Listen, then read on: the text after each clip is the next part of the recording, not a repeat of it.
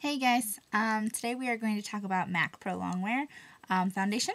Looks like that. I know my face is pretty silly right now.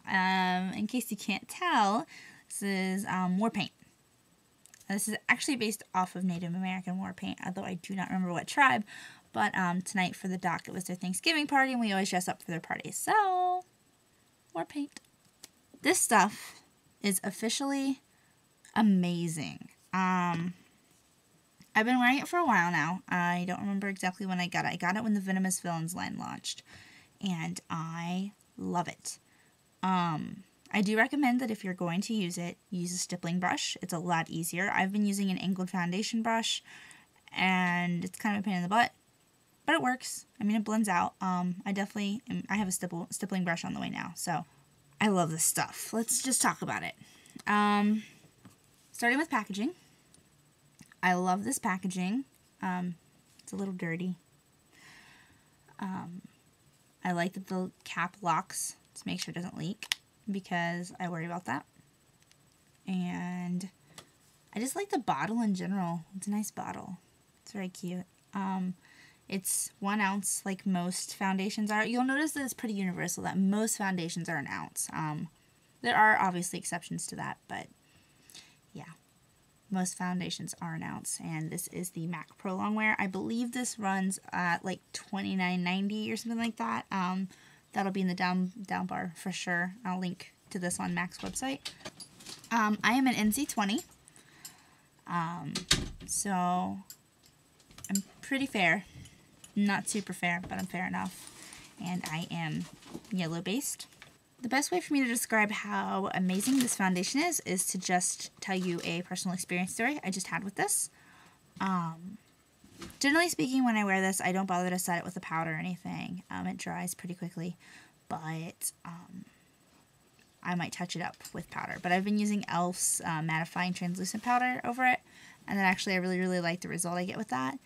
But I recently wore this literally for 24 hours, and it did a beautiful job. I only had to touch it up once, and I was very happy with it. The reason I did that, I don't recommend leaving your foundation on for 24 hours. But we had a very busy day yesterday. My day started at 10 a.m. yesterday, and we had to go to an early Thanksgiving, and then we went and stayed at John's parents, and went to bed at like 3:30 in the morning, and had to get up at 6:30 for the turkey trot. It is a fun run that's based here in Ohio, and so I was only going to sleep for 3 hours. I was like, I'm not gonna wash all this off and have to redo this in 3 hours. This is stupid. So I also decided, hey, I've had this on for well over 12 hours at this point. Let's see how long I can keep this on and keep it looking good. So, when I woke up the next morning, well, 3 hours later, I just touched it up with loose powder. I did set it that day with translucent mattifying powder. And then I had to touch it up one time, on the way before we went to the race, which I walked, by the way, I did not run. Yeah. And then,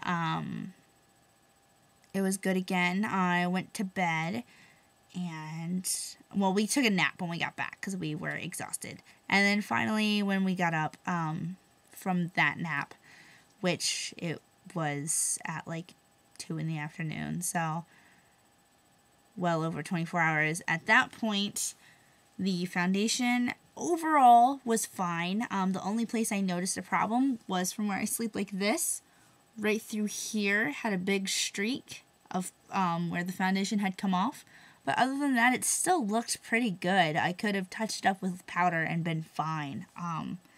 But at that point, I got up and I took a shower and I got ready for today's Thanksgiving. This stuff is amazing. I am very impressed with it. I love the way my skin looks when I wear it. I have not noticed an increase in breakouts at all. My skin has been breaking out in the last 6 months in general. I don't think the M.A.C has aggravated it or made it worse at all. It's a nice, supposedly medium coverage foundation, but I get pretty damn good coverage out of it. I'm not even gonna lie, I love it. I love the way my skin looks in it. It doesn't feel heavy, it doesn't feel cakey. If you don't blend it out properly, it is going to be cakey. because it does dry very, very quickly. So that is important that you work in sections on your face. Do not use your fingers with this foundation. You cannot. If you try to use your fingers with this foundation, again, it's not going to be blended out properly. It's going to dry. It's going to be streaky. Do not use your fingers with this foundation. I have not tried to use a cosmetics wedge with it. I feel like you would get better results from a brush, though. I feel like a cosmetic wedge would work in a pinch, but I don't recommend that. Yeah. Comes in a wide range of shades. I've not ever noticed it having a smell at all. I have no idea how it smells, and I'm not going to try to find out now. I don't smell anything, so. I'm sleepy. I have a lot of makeup to take off my face. To anyone who's interested, I will put my makeup in the down bar below, and my fingernail polish, because that actually is a big deal. I'm happy to report. I wouldn't say it's an exact dupe, but this is very, very similar to M.A.C Mean Green, and this is a hard candy color called Beetle. I think it's pretty new, actually, and I love it. And it reminds me of Mean Green, which I did not buy and wish I had. So I'm excited about that. I don't think it's an exact dupe, but it's pretty close. It looks really good. So yeah, all that information will be in the down bar below. Thanks for watching, you guys. Bye.